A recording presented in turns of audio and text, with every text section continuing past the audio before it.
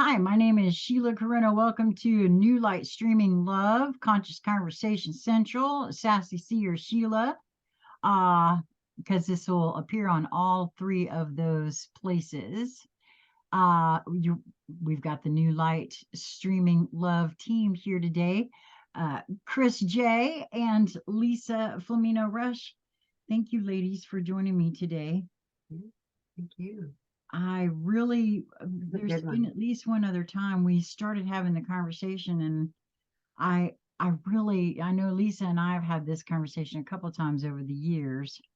And being the time of year it is, I thought it would be a pretty cool one to have now. For those that might be seeing this, oh wow, it's 12:12 right now as far as the time is concerned, but it is December 5th, 2023 at the time of this recording. And my one and only child is now 40, over 40 years old. I think he's 41 this year. He will be in December. And I never liked the idea of lying to my kid about Santa Claus. I never did like that.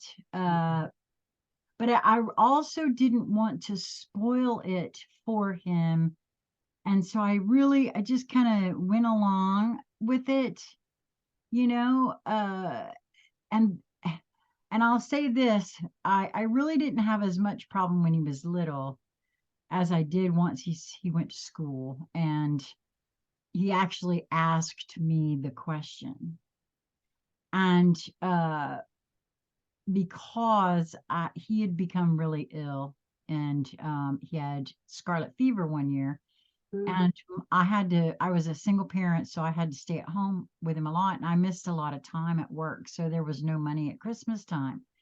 And my coworkers got together and put together this huge Santa's toy sack of toys that they all brought to work for him. And one of the ladies that I supervised in my department, her husband used to play Santa for his fire department. And so lo and behold, one evening I get a knock on the door, and there's Santa with this big bag of toys for my child.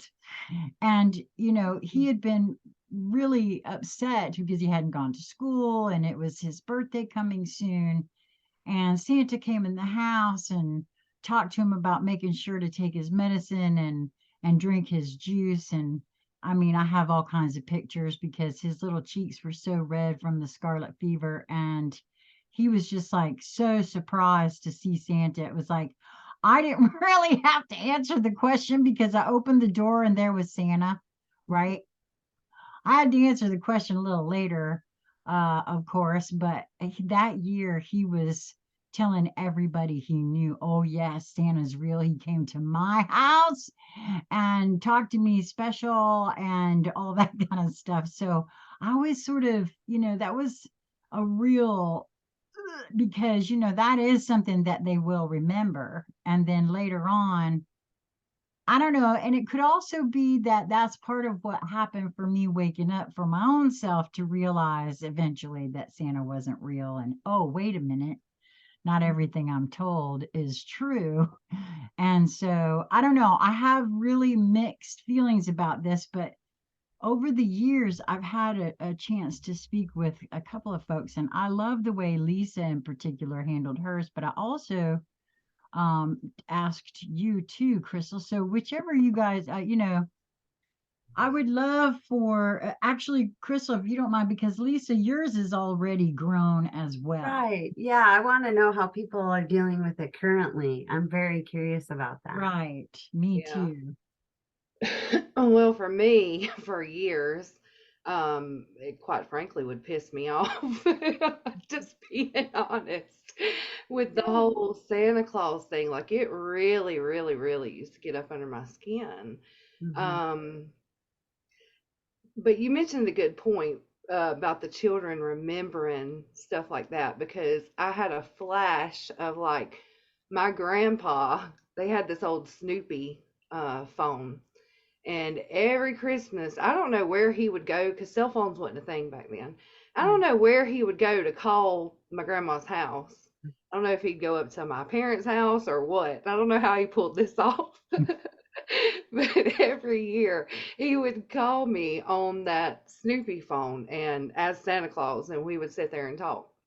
So that's a really cool memory that I have. And we do remember stuff like that, even like, putting the Christmas tree together. My grandparents, they're just the hugest Christmas, folly lolly lollers that there is. And as I got older, and of course I had my oldest daughter who's about to be 17, I played into it.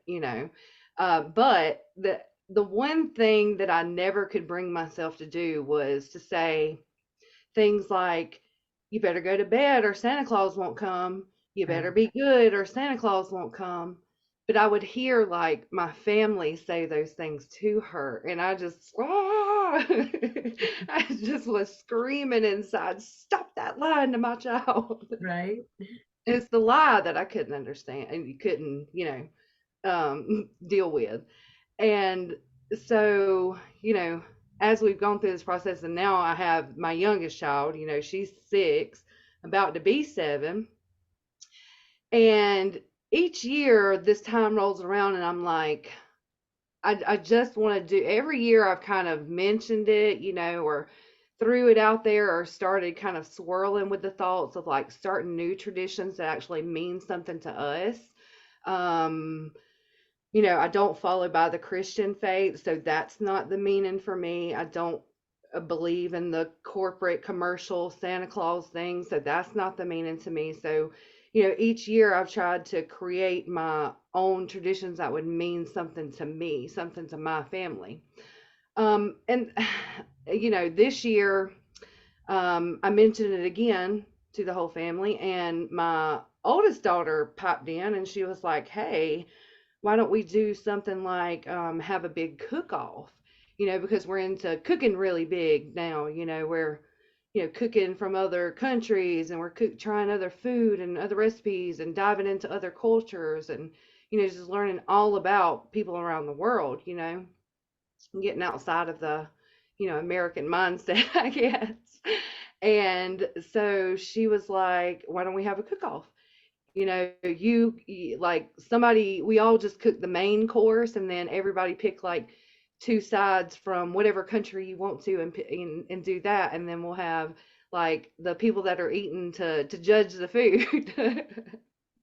So that's one of the things that we're doing, just creating something fun to do with it, making memories in that way. So yeah, we really found that one thing that's gonna be our tradition yet, but we're trying. Well, I love that. You brought up something that I think is super important to this conversation right there, Crystal, with the considering what is important to you to make traditions, because Sheila was talking about the importance of these memories and traditions, and I understand the role that that plays, and it is an important one. But also, I think it's super important that we do exactly what you're doing, Crystal, right now, is to sort of self-evaluate what we're doing and why. Wow. And Yep. creating our own why sounds absolutely delicious. And then the what comes just sort of naturally out of that. Yep. That's really beautiful. Thank you for sharing that. I Well, really love what you have going on there. Boy, that makes me feel really inspired. It really does. We kind of did the same thing with Thanksgiving around here. We all just said, I don't feel like going down and hunting down my, you know, proverbial turkey and, all trotting out the same old sides. Trotting.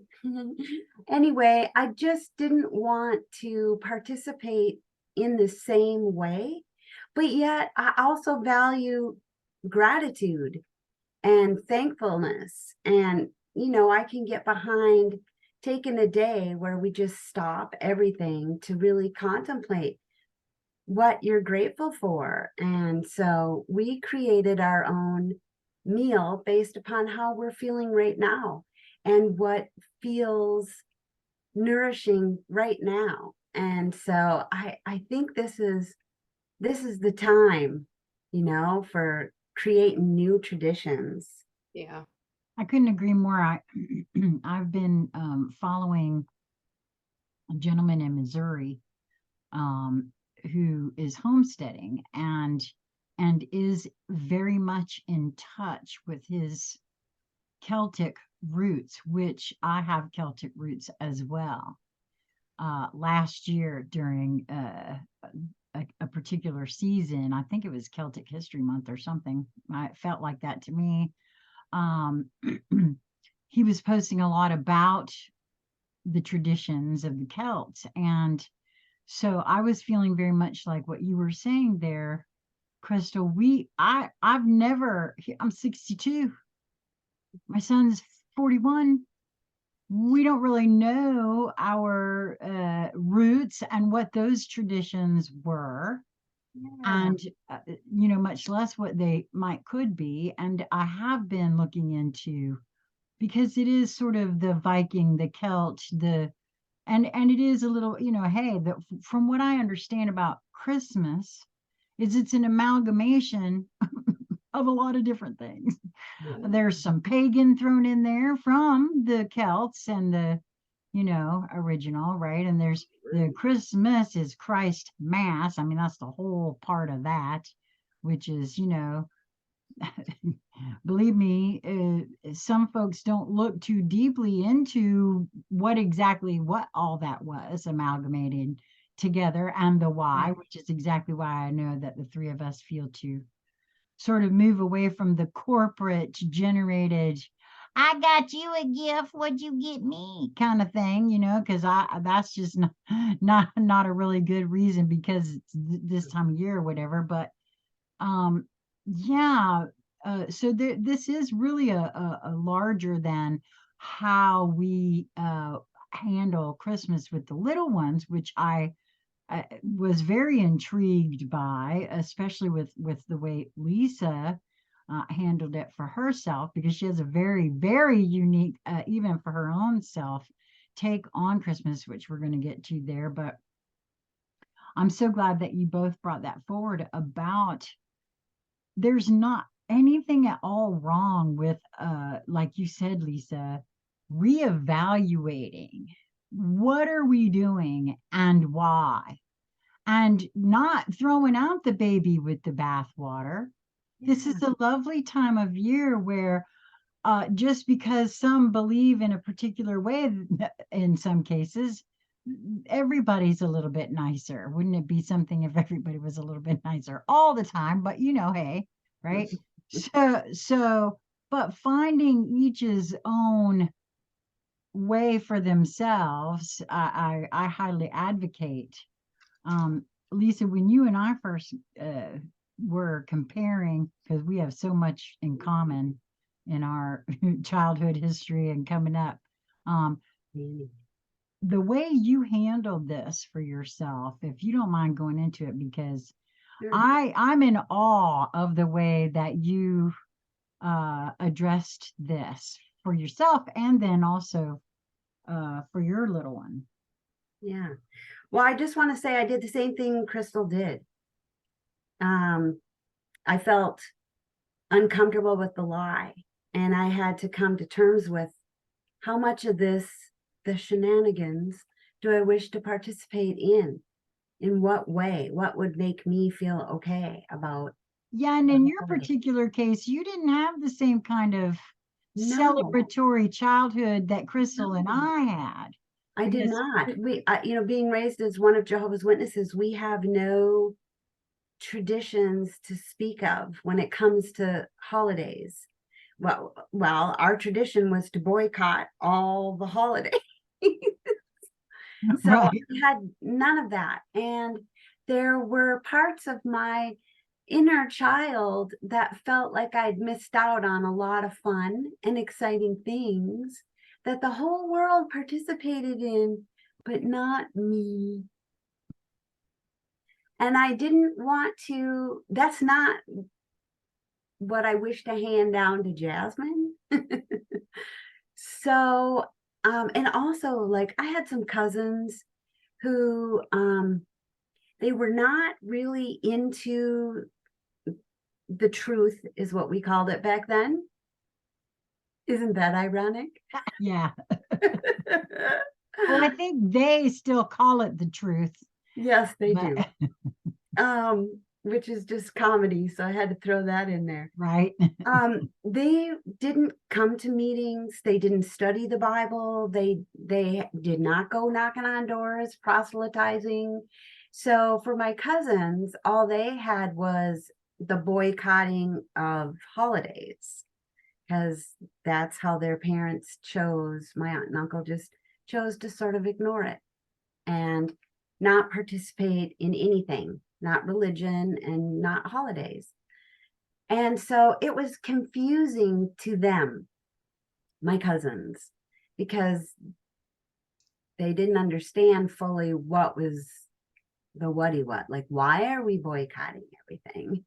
And so I always had this, well, I felt comfortable that I knew why. And I understood it. Like, it made sense to me. I was buying into the propaganda of the belief system itself. Right. And so I had that, and I couldn't, so I didn't want to put my daughter in the same scenario as my cousins and just boycott it and ignore it and be angry at it, because honestly, for years I felt angry at it. So I thought it was a beautiful thing when I was missing out on it. And then when I let the religion go, I decided to participate in the holidays. And they were quite hollow. It left me feeling worse than not participating, if that's even a thing. I mean, that's how I felt, worse. Honestly, I would Now be that I was willing to bet participating. that you are not the only being, and it doesn't only leave you, didn't leave you that. I would bet money, because hey, I recognize that feeling, and I wasn't a witness in any It sort was of. like a setup for torture, kind of, is how I experienced it. So by the time Jasmine came along, I was in a real conundrum because I didn't know how to proceed smartly. And at that time, I was really into Abraham Hicks, and I was reading all the books, and I was actively playing with the exercises that they were recommending. And it just kind of came to me when Abraham was describing sort of using the universe like my own personal assistant.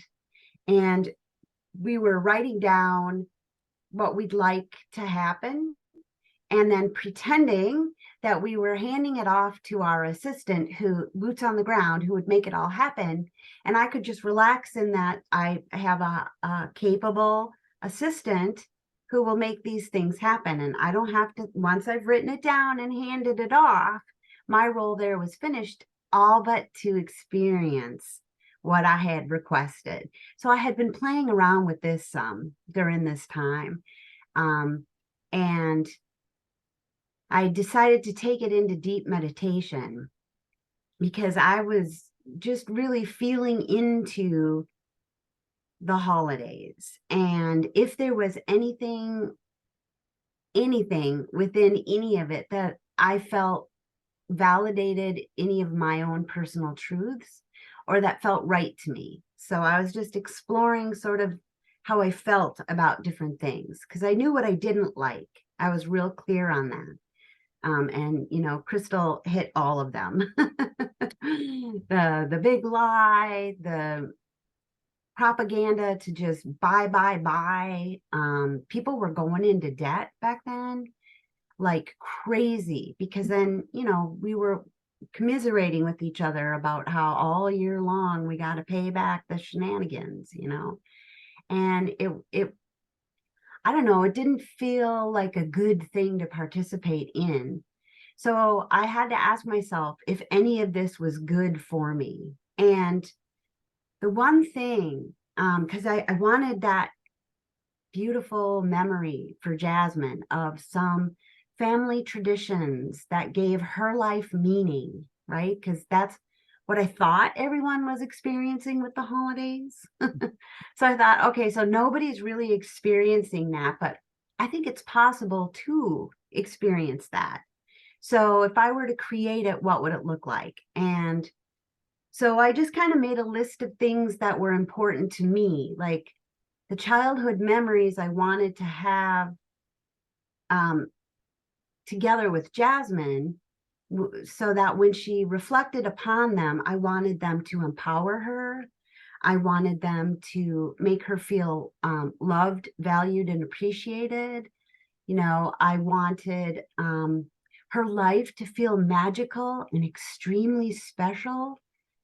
And, you know, I wanted her also to feel as though she had a role in it. So not only is she loved, valued, and treasured, but I wanted to teach her how to love, value, and treasure others. So I just kind of made a list of the values that I wanted to use this holiday to instill and to perpetrate is coming to my mind, but to perpetuate going forward as a personal family tradition. So I think that's what I would recommend if I were to say, you know, if someone were to ask me, well, so how do you handle the big lie and all the things that make us feel uncomfortable about Christmas? And I would say, do that. Go within and decide what it means to you and what you wish to accomplish or get from it, from the experience, and then design the experience so that it fulfills, meets, ticks all the boxes, right? And provides you with the experience that you wish to experience. You know, replace the negative one with something of your own design that feels positive. And then I'll just share with you now what I did. So I realized I caught myself in the act of trying to manifest this Christmas gift. I had something specific that I had wanted to gift Jasmine. And again, I called it Christmas or the holidays. I would, you know, happy holidays. Back then, I wasn't so much Christmas centric, but I celebrated that we are all humanity, because if you look across the board, most religions had something to celebrate during this period of time of the winter solstice, if you will. Which is kind of why I feel like for me, I want to go to my Celtic roots because it's Yes. all the Yuletide is all tied to the time of what is happening on the earth, or at least in that particular area where it Sure. originated, right? And it Right, is right. very tied to the solstice. Yeah. And I think now that I understand more of that, because back then I didn't really have any of that on board, but now I can see where my desire to participate with what is good in the world and grow and perpetuate that, I can now see that the roots of these things were good. Like it was celebrating the natural progression of how things, nature, how things work here, like honoring and being grateful for that and celebrating that. Right. So yeah, I think that's a beautiful way to do it. Um, so I was using these Abraham Hicks tools because I had divined for myself how I wanted to handle certain things. Like I liked the evergreen tree. Um, I loved the lights and the creating a magical atmosphere. Like there were parts of the holiday that I just picked and chose. And it would change throughout the years of celebrating. So, because I integrate something and go, I'm not feeling this anymore, and just let it go the next. And it just sort of morphed and grew into well, now I really don't do much of anything as far as, decorating and gift giving is concerned. But I let it be just an organic how I'm feeling today and honoring that and rolling with that. And I think that's the most important piece for me. So at that time, I was trying to buy a gift, and like Daddy and I agreed, we weren't going to make Santa so special that he had the most expensive gift. We didn't want to do that. It would be more the simple heartfelt gift from Santa, because I wanted to hold Santa as a figure of universal love, if you will, and the magic that comes from that. And I could see what I was doing with the Abraham Hicks thing as I was writing down what I wanted, right? And then handing it off to my assistant. And one day I just saw my assistant as Santa. And so when it was time, because we celebrated Christmas before I actually had the talk with Jasmine about who is Santa and what is that. So I just kind of built it. Like I didn't gift wrap Santa gifts. They just appeared. And that was to represent how the universe brings you what you need when you need it. And so I didn't have to use words and explain that to her. I just sort of embodied that. I did what felt comfortable to me.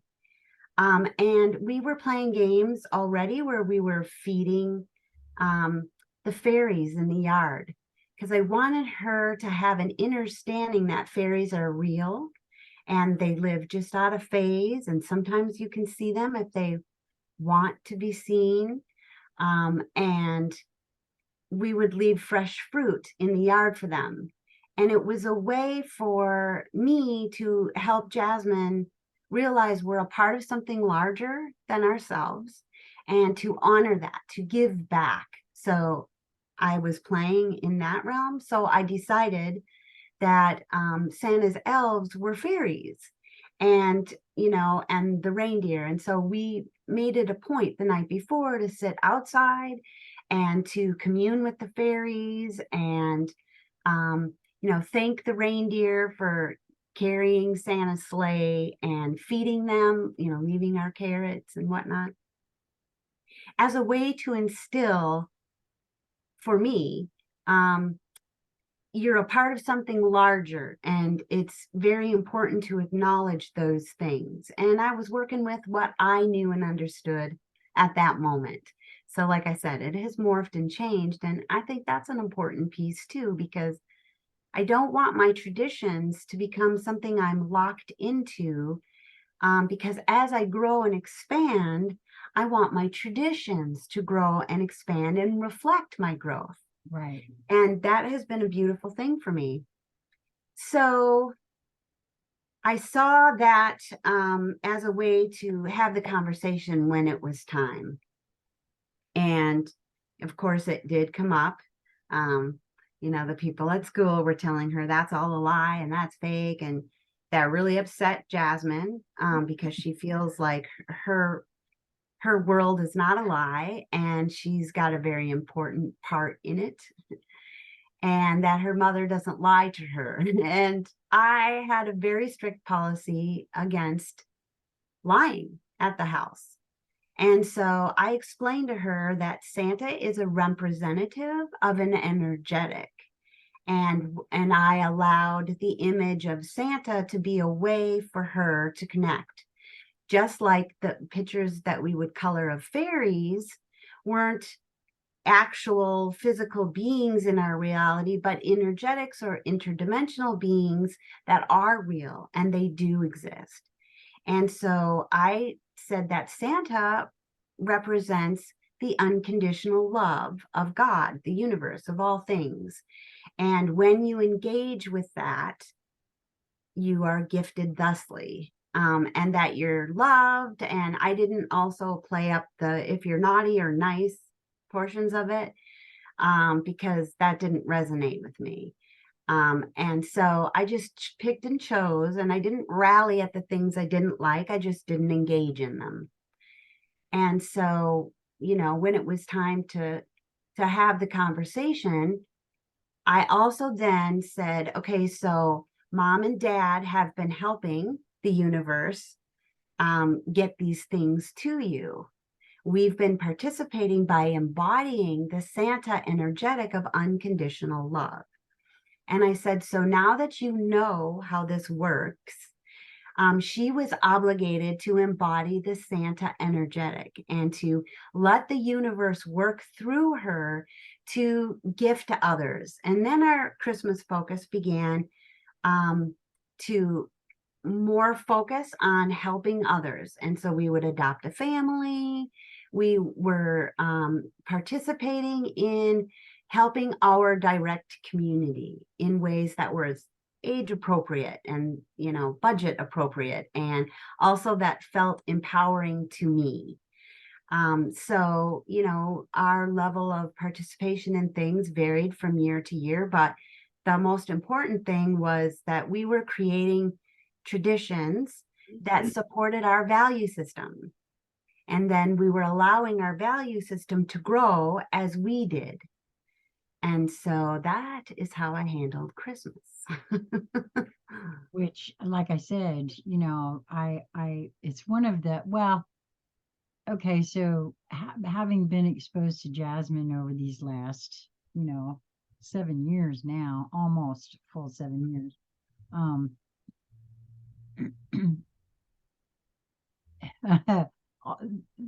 that energetic that you instilled in her is there. Now, don't get me wrong, she got programming same as everybody else. Yep. Right? But a For little sure. less, I'm gonna be honest with you. And I don't know if it's partly a function of us being in this, community, but more I've never seen a young person more willing to see their own behavior and very much like what I feel like I'm doing, see my programming as it rears its head, that's Yeah. the way it feels to me. And I because I know you've told me the story and I was just like in awe, because boy, do I wish I had been present enough to do that. Now I understand, my way was completely meant to be different, and it Yeah. is. So I don't want anybody to get the Right. idea, We but should not be just mimics of one another. no, exactly correct. And the way I handled it served whatever purpose it was meant to serve. That's not what this is about for me.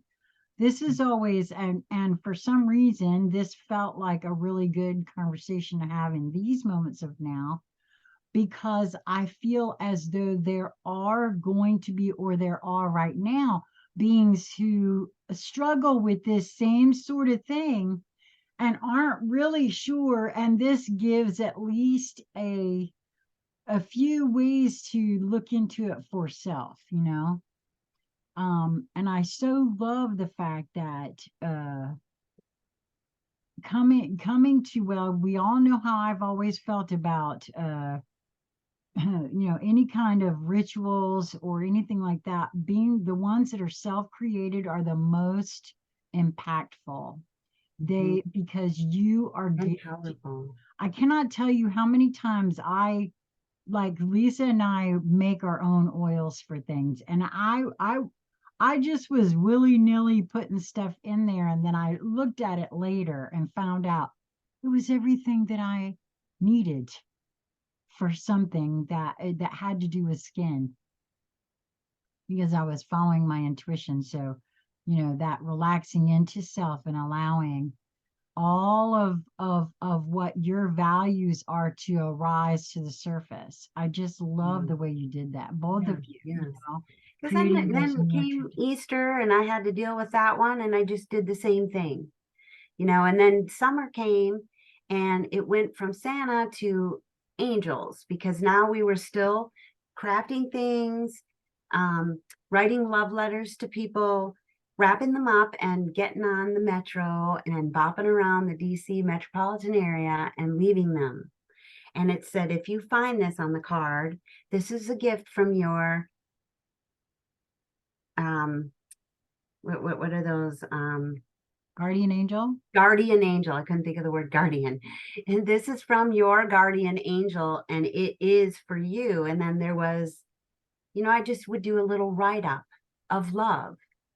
And so and then we weren't Santa, we were guardian angels. But the point was to embody our value system and to put it in action out into the world, so that we felt the love of receiving the love letter from the guardian angel, and the love that it generated for us to participate in this activity of going out to the parks, going on the metro. We'd go into the mall. It's called the National Mall. The area in Washington, D.C., between the Capitol and the White House. And we would just leave these random gifts about for people. I want to say blowback, the ramifications of that activity were palpable. And so not only were we loving, but we were being loved. Like, just embodying love feels magical. It just is. And it engages the true portion of you. And you are magical. And you can put it any label on it that you wish to. So I just used everybody's labels to represent the one thing, the one love that I wanted to instill, that I want to embody, that I want to share with humanity. And it just made everything we're doing, no matter if it was cooking a meal for the family, learning how to do our laundry or clean our home, it all had the same purpose, was to love one another and to be loved. And so that way we had continuity in everything we were doing. And the labels didn't really matter, because in the end, when Jasmine thought about all of the holidays, she had the memories and the traditions of embodying love and walking out through the world as that love, being that love, doing that love.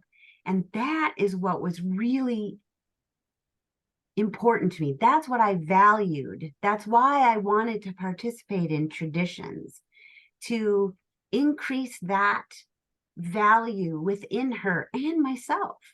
And I still do those things, even though I might do them differently today than I did when she was very small.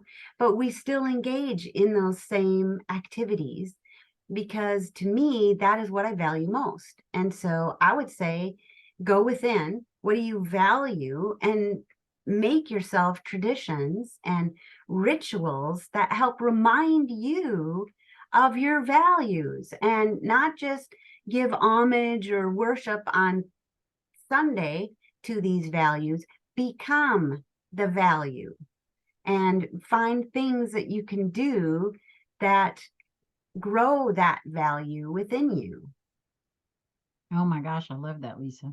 Yeah, I think that's the real purpose of the holidays to begin with. And it got lost somewhere. Like you said, the roots of it are very, very good, Yeah. but they got spoiled along the way. So all we have to do is find the root, and the root is within you. You have it, Right.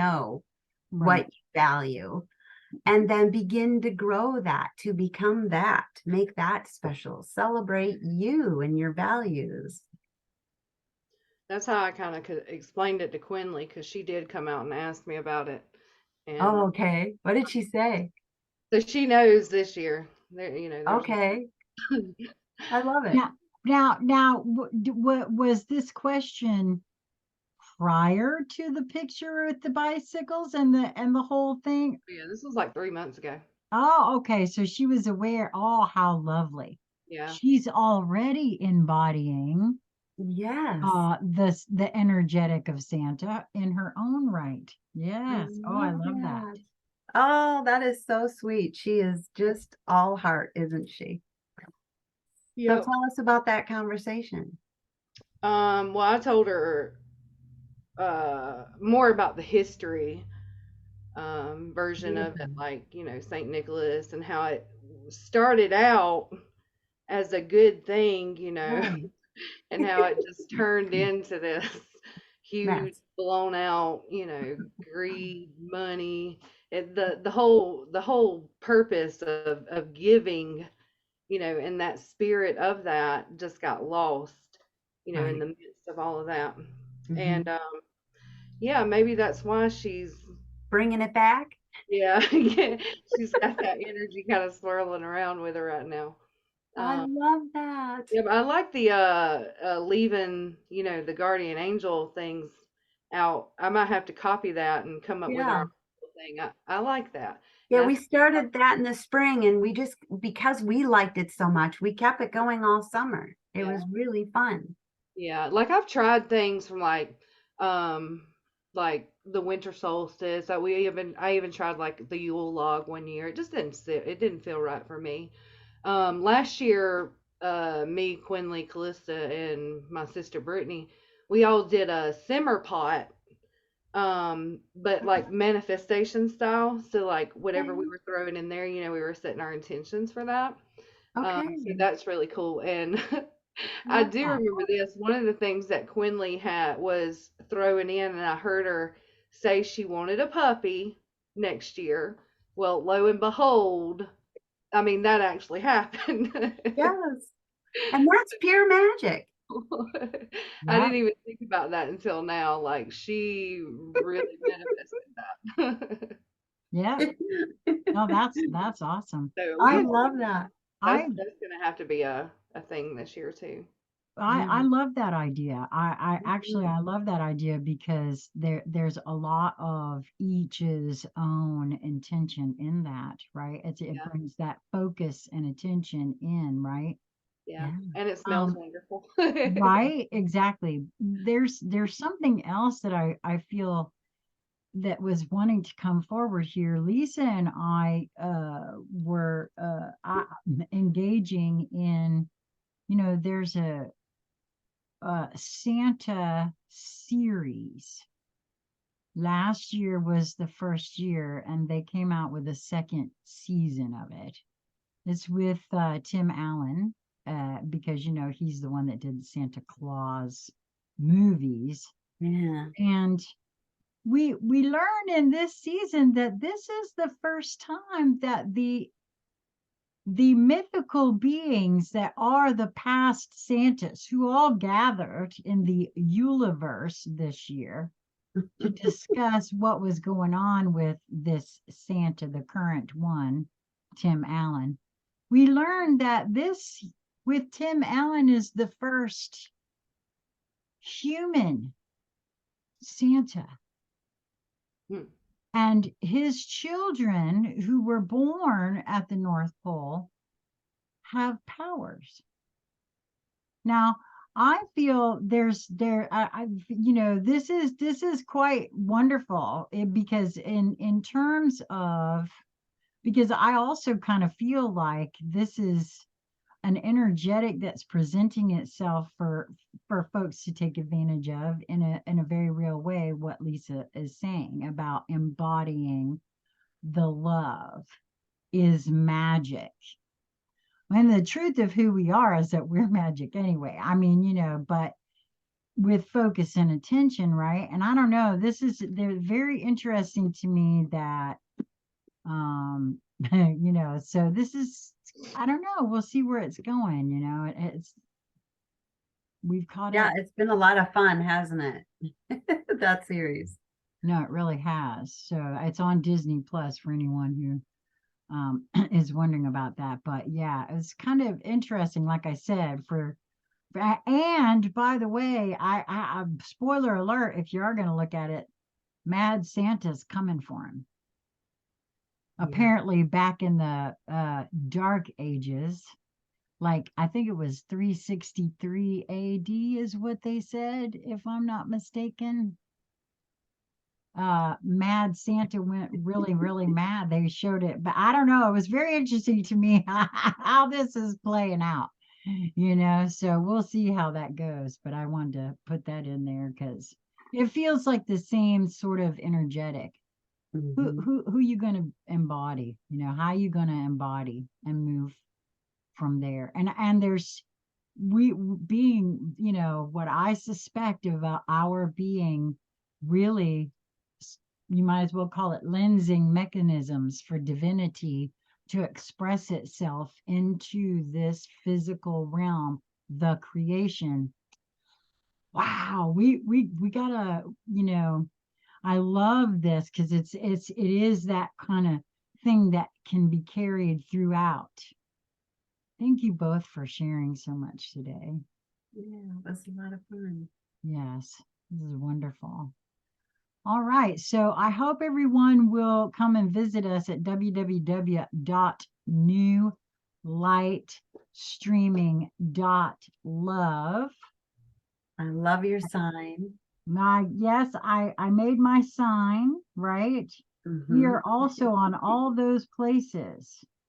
Thank you so much to Crystal. We're on YouTube, Spotify, Facebook, TikTok, Rumble, Instagram, and X. We're KnewLightTeam on X, right? Yeah. Yeah, because it wouldn't do the whole thing. So we're KnewLightTeam on X, but New Light Streaming Love everywhere else. You'll also be seeing this on Sassy C or Sheila, as that is my standalone YouTube. Are you putting this on Beyond Intuit? No. No? Okay. Well, and it will definitely be on Rumble, on Conscious Conversation Central, and on our New Light Streaming Love channel on Rumble as well. So thank you ladies so much. You. Thank you. Yeah, till next time, I hope you will move towards that which brings you joy in each moment that presents itself to you.